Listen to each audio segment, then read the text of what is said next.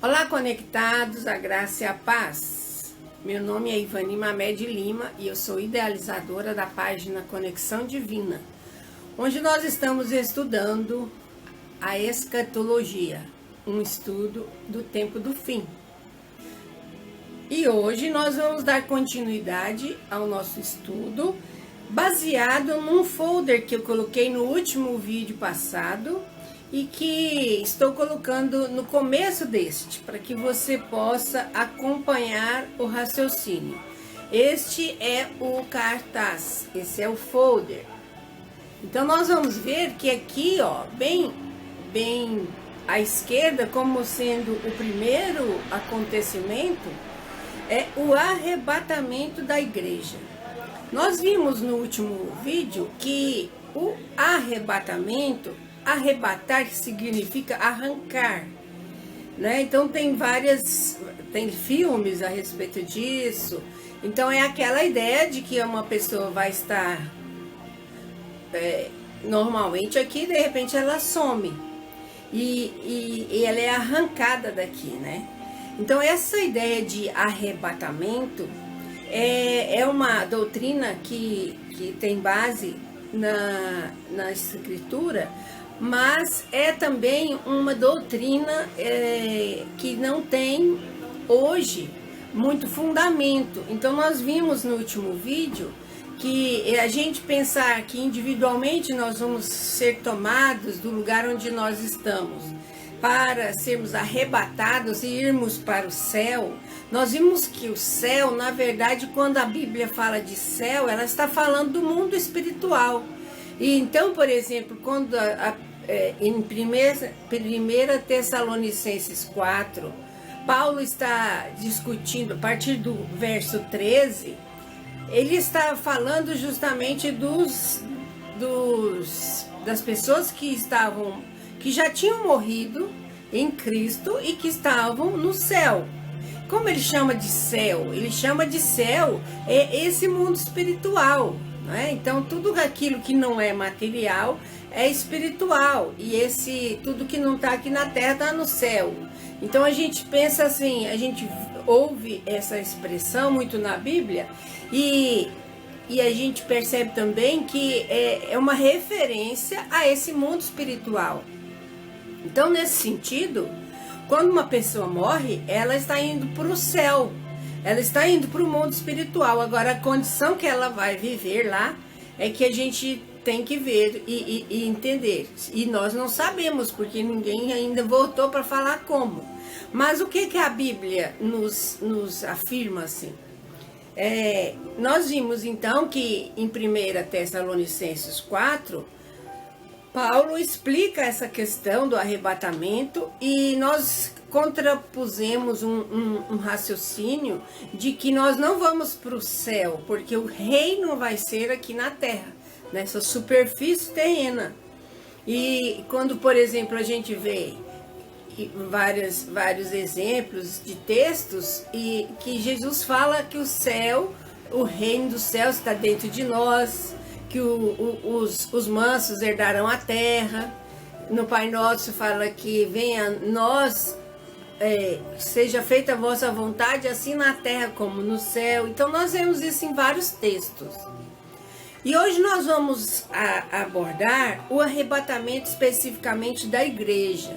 Nós vamos ver que Jesus, ele realmente criou a ideia de igreja, porque a igreja é, na verdade, uma assembleia, e a intenção dele é uma comunidade, né? Então ele previu que os seus seguidores, os seus discípulos, deveriam estar reunidos nessa comunidade. E a primeira igreja, na verdade, assim, as primeiras reuniões dos discípulos aconteciam por conta da situação política da época. Eles se escondiam para se reunir.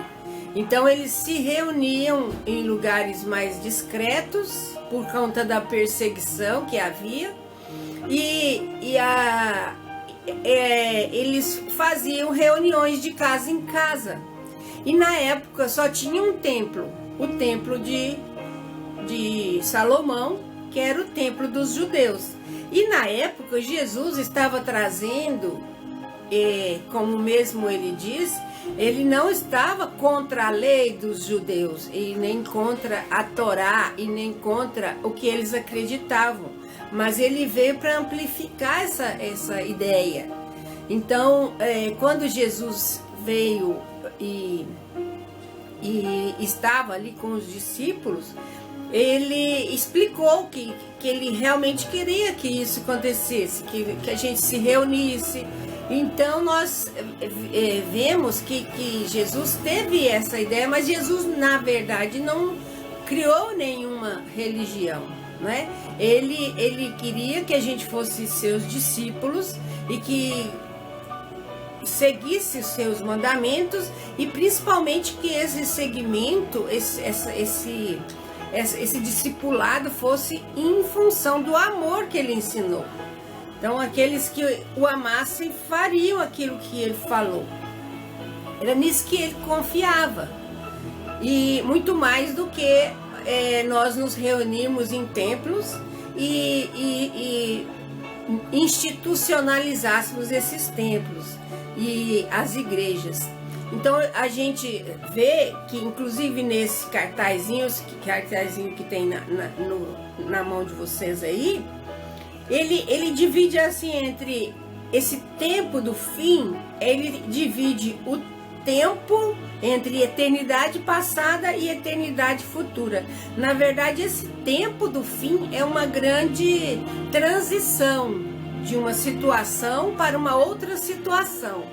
E o reino é justamente isso. Nós estamos numa situação de seres caídos, estamos sendo regenerados pelo Cristo depois que ele veio e morreu por nós.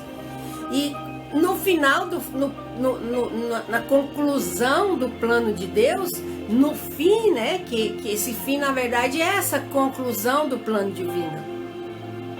E nessa conclusão do plano de Deus tem esse final aqui. Esse final é, na verdade, uma grande conclusão. Então as coisas vão ser colocadas de maneira a serem limpas, a serem reveladas, a serem investigadas e realmente reveladas naquele seu intento, na sua intenção e no seu propósito. Então todas as coisas serão questionadas.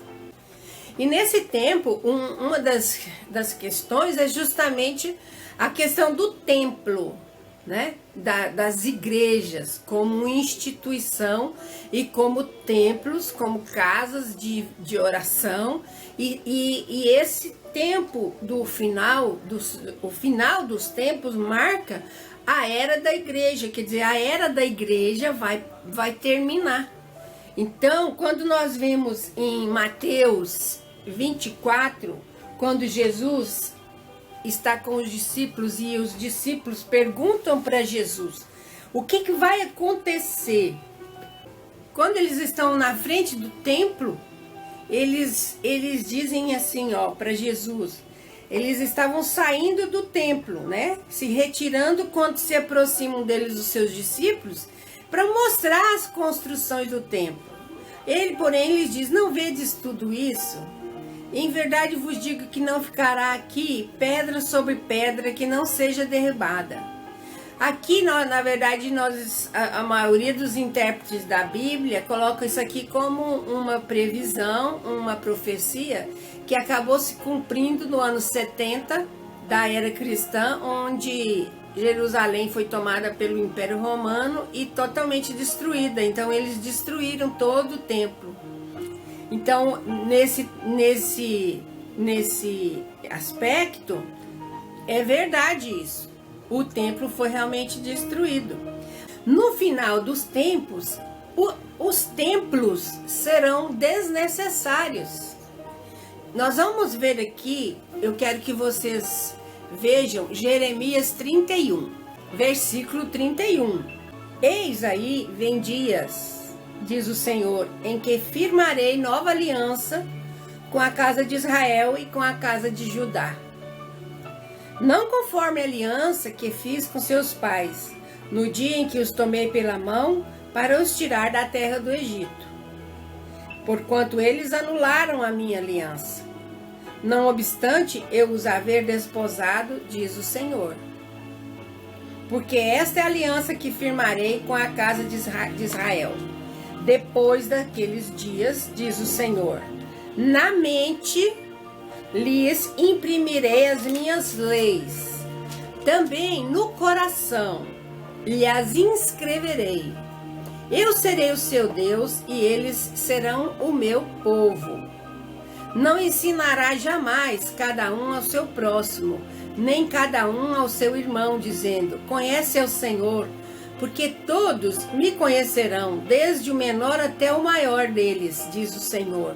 Pois perdoarei as suas iniquidades e dos seus pecados jamais me lembrarei. Então nós vemos aqui que em Jeremias já estava tendo uma profecia do final dos tempos, né? No tempo do reino, a lei de Deus vai ser colocada no nosso coração e na nossa mente. Então nós não vamos precisar nem de ensino mais, e provavelmente a palavra de Deus vai estar escrita em nós, né? Então nós não vamos precisar de templo mais. E quando Paulo fala em Romanos 12, 2, que ele fala que nós vamos ser transformados pela renovação da nossa mente. Então, realmente, nós percebemos que nós estamos nesse limiar, né, dessa era da igreja e de uma nova era, de um novo momento, numa transição para o reino. Então, o reino será realmente nesses moldes. Nós vamos ter a lei de Deus em nosso coração e em nossa mente, e todos vão conhecer a Deus. Por quê? Porque todos dentro do reino vão ter unidade com Deus.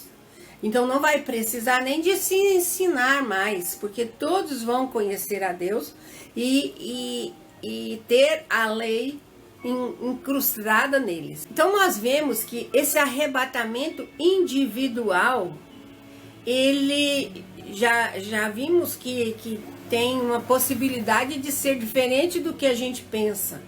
E muito mais ainda o arrebatamento da igreja. Na verdade, a igreja que vai ser arrebatada vai ser aquelas pessoas que serão consideradas partes do corpo de Cristo. Então nós, como pessoas, indivíduos, e não os templos, não as igrejas templo, mas aqueles que teriam cumprido com o propósito divino dentro de suas vidas e vieram com e cumpriram esse papel de igreja dentro das suas vidas, naquilo que Deus propôs para eles. Então essa igreja vai ser arrebatada não como templo, mas como indivíduos, nós todos como igreja. Cada um de nós é uma igreja, tá certo? Então essa coisa da instituição, isso não vai acontecer, não vai até ser esquecido, porque os templos serão derribados. O templo de pedra não vai mais ser necessário. No reino não, vai acabar quando começar o tempo do fim. Realmente nós vamos ter uma mudança completamente diferente. Nós, quando começarmos o reino, a igreja seremos nós, o templo seremos dentro de nós, a morada do Espírito Santo vai ser dentro de nós, a lei, as escrituras, vai tudo ser dentro de nós. Então nós vemos que no capítulo 24, no verso 3, eles já estão no Monte das Oliveiras. Então Jesus estava assentado quando se aproximaram dele os discípulos em particular e pediram: dize-nos quando sucederão essas coisas e que sinal haverá da tua vinda e da consumação dos séculos. percebam que ele está numa situação bem íntima com os discípulos e ele não toca nesse assunto de igreja. Então ele fala aqui, ó: vede que ninguém vos engane, porque virão muitos em meu nome, dizendo, eu sou o Cristo, e enganarão a muitos. E certamente ouvireis falar de guerras e rumores de guerras. Vede, não vos assusteis, porque é necessário assim acontecer, mas ainda não é o fim. Percebam que tem uma coisa para acontecer que realmente vai nos dar o sinal de que realmente é o fim. Porquanto se levantará nação contra nação, reino contra reino, e haverá fome e terremotos em vários lugares. Porém, tudo isso é o princípio das dores, mas ainda não é o fim. Então sereis atribulados e vos matarão, sereis odiados de todas as nações, por causa do meu nome.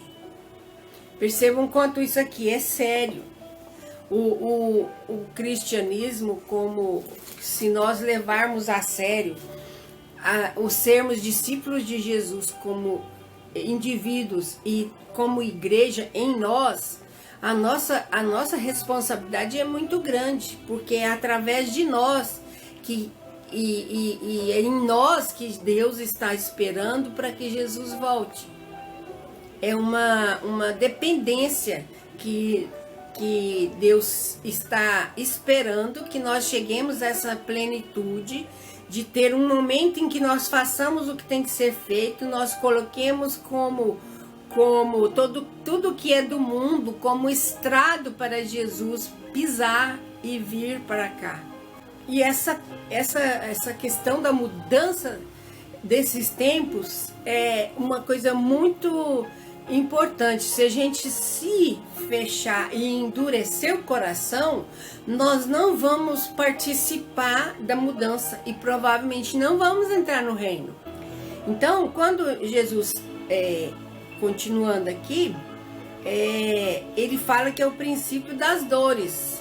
Nós vamos ser atribulados e muitos serão perseguidos simplesmente pelo nome de Jesus. Nesse tempo, muitos hão de se escandalizar, trair e odiar uns aos outros. Levantar-se-ão muitos falsos profetas e enganarão a muitos. Aqui é que é a nossa maior preocupação, porque quando que nós somos enganados? Quando nós não conhecemos bem a verdade. E por se multiplicar a iniquidade, o amor se esfriará de quase todos. A iniquidade é justamente aquilo que é o comportamento das pessoas, até dos cristãos. Então a iniquidade, ela é um pecado cometido por pessoas que conhecem a verdade, que conhecem a palavra, né? O iníquo é aquele que peca, mas sabe o que é certo. E o ímpio, ele peca, mas porque ele não sabe o que é certo. Então a iniquidade vai aumentar. Nós vamos ter, já estamos tendo, irmãos, é só olhar. E é nesse sentido que nós precisamos ter muita vigilância nesses tempos do fim. E nós já estamos nesse tempo, então nós já temos que estar vigilantes desde agora. Aquele, porém, que perseverar até o fim, esse será salvo. Então, percebam aqui que muita gente fala que esse arrebatamento vai acontecer antes da grande tribulação. Aqui nós vemos que o que Jesus está falando é para que nós perseveremos até o fim. Então, quer dizer que nós vamos estar passando por esse tempo e tendo de ser perseverantes até o fim. E aquele que for perseverante até o fim será salvo. Então ele está falando dos salvos que já têm a vida eterna, mas que serão salvos daquela perseguição e daquele momento ali e daquela situação para o reino.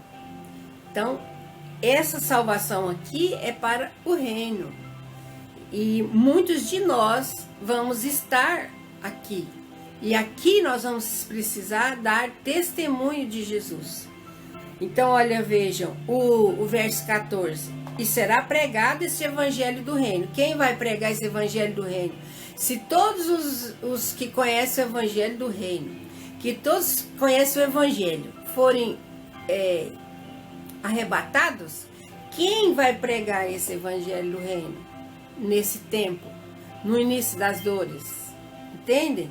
Então, nesse tempo, e o tempo já chegou, nós precisamos pregar este evangelho. E quem vai pregar? Quem conhece. Então são os que conhecem a palavra, que são chamados para pregar o evangelho do reino. Nós não podemos esperar de um ímpio que ele possa pregar o evangelho do reino, porque ele não conhece. E nós sabemos que são os cristãos, aqueles que conhecem o evangelho, que tem como fundamento Cristo. Nós vamos ver de fazer isso. E olha só, e será pregado esse evangelho do reino por nós, por todo o mundo, para testemunho a todas as nações. Então virá o fim. Então percebam que o fim é, na verdade, Jesus voltar, né? Então, quando Jesus ver que nós estamos pregando o evangelho do reino, que esse evangelho está sendo pregado como testemunho para todas as nações, aí ele vem. Mais uma vez está mostrado que nós precisamos fazer esse trabalho. O trabalho é nosso, não vai ser de Deus. E Deus já está assim meio que impaciente, né? Já está acelerando o tempo para que a gente se aperceba disso e não fique distraído, não é? Nós tenhamos atenção para os sinais, possamos estar convictos da nossa fé e confessando a nossa fé com perseverança. Amém? Então, esse é o nosso recado de hoje. Nós estamos com o nosso folder e vamos continuar no próximo vídeo. E esse cartaz, ele tem já chamei a atenção de vocês percebam que ele vai falando uma parte de acontecimentos em cima e embaixo o período da grande tribulação. São 7 anos, então aqui é uma parte mais na terra mesmo, e aqui a questão, a parte do mundo espiritual, como está acontecendo. Vai acontecer isso tudo, e aí as coisas vão juntando. É como se o céu estivesse descendo para a terra. Então continuem estudando o capítulo 24, nós fizemos hoje do versículo 1 ao 14, daí daremos continuidade no próximo vídeo. E vamos estudar a parte do trono do juízo de Cristo, né? Quando isso vai acontecer. Isso é chamado juízo final. Então vamos estudar no próximo vídeo. Amém? Muito obrigada pela sua audiência e até a próxima.